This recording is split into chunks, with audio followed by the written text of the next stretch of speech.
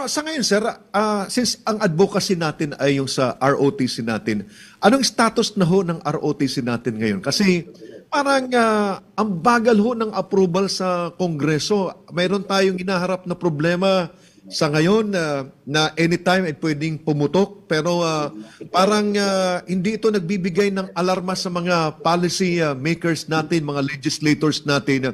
Ang bagal ng kanilang desisyon dito sa approval ng batas na mayroong kinalaman po sa ating ROTC, mga sirs. Yung bill ng ROTC, ng revival ng mandatory basic ROTC, nananatiling usapin sa Senado na ang talaga namang nagpupursige na i-push ito ay si General Bato de la Rosa. Dumadaan sa matinding pagsubok dahil sa kakulangan ng pangunawa. Ano ba yung Reserve Officers Training Corps? Pati nga pangalan, issue kaya kaming tatlo, pinipilit namin to in our own way sa pamamagitan ng programa ninyo. Jerry, maraming salamat at kami mayroong window. To be able to do this para mas maraming marating na mapaunawa namin kung ano ba yung ROTC, ano ang kahalagahan nito. Kaya now and then palagi ipinapaliwanag namin, ROTC, ano ba yung ROTC? Yung iba, meron dyan na ang attachment doon sa NSTP law na akala nila binabangga ng ROTC. Dahil yung tatay nila yung author ng NSTP law. Hindi naman natin gustong banggain yung NSTP. Sa totoo, nung pinag-uusapan namin ito sa DND, ang proposal ng NARA, Jerry, is not to repeal the NSTP law because the ROTC and NSTP can go hand in hand. That is our suggestion. Kung bakit lang lumabas na ngayon dito sa bill na pinoproseso nila sa Senado is it will have the effect of repealing the NSTP law. I think they should remove that provision. And maybe they will get the support of 2 more votes in the Senate. Si General Calonzo baka merong gustong dagdag. Yes, napakalaking bagay ang nagagawa ng ating programang ito upang matalakay ang kahalagahan ng ROTC dahil sa lalong-lalo na doon sa mga ayaw umintindi ng kahalagahan ito. Lalong-lalo na sa pagkakaroon natin ng isang malakas na reserve component na talaga namang siyang magiging sandigan ng ating depensa kung magkakaroon tayo ng problema. Dahil sa katulad ng nasabi namin, hindi naman ganun kalakas ang ating Air Force, ang ating naval component at sigurado na kung magkakaroon ng problema, ang labanan ay sa ground. At diyan natin makakasama ang ating mga ROTC graduates na members ng reserve component.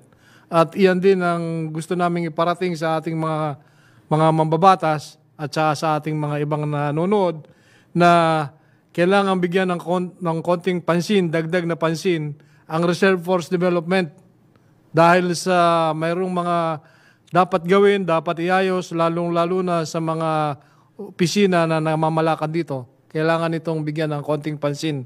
At ganoon din, lalong-lalo na kasama nito ay ang pag-allocate ng pondo na kailangan upang mapalakas ang ating reserve component. Yan yung sinasabi ni Ka Emil na paghahanda. Huwag tayong gumawa ng army natin na pang-depensa. Pag nandyan na yung kalaban, dapat wala pang kalaban, i-prepare na natin yung sarili natin. Parang basketball, parang sa fencing or anumang sports na malayo pa yung Olympic, 4 na taon pa lang, nagpa-practice na tayo, nagre-rehearsal, pinipili yung mga taong pwede. At sa batas naman natin, sinasabi naman na may RTC program tayo at saka compulsory citizen military training, yun dapat tuunan ng pansin. At huwag na lang tayong maraming gawin. Kung hindi, i-focus doon kasi yun ang kailangan ng ating bayan. Kaya ngayon, malakas ang ulan, maraming binabaha. Sana nagamit natin yung mga reserve units natin or other people trained to do disasters or civil defense dahil part yan doon sa preparation. Ang kaso nga lang, nandun pa sa Senado at pinagdidibatihan. Sana lalabas na yan para makakatulong sa ating bayan. Problema din kasi, Emil, Jerry, no? Problema din kasi is yung pangunawa ng mga nagpapatupad ng Reserve Force Development doon sa ating DND. No? Kailangan kasi malawak at malalim ang pangunawa nila ano ba tong Reserve Force Development para maipaliwanag nila sa ating mga mambabatas kung papaano yung dapat na maging direksyon ng ating efforts.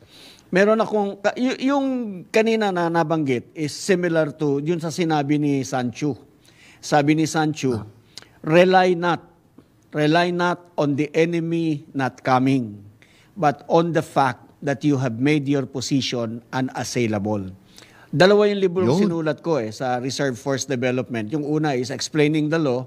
Yung pangalawa is yung title ko is Making Our Position Unassailable. Yun yung second book ko on Reserve Force Development. Yun yung preparation na sinasabi natin. We have to be ready. Sabihin natin, di pumasok ka. Kung gusto mong pumasok, we are ready for you.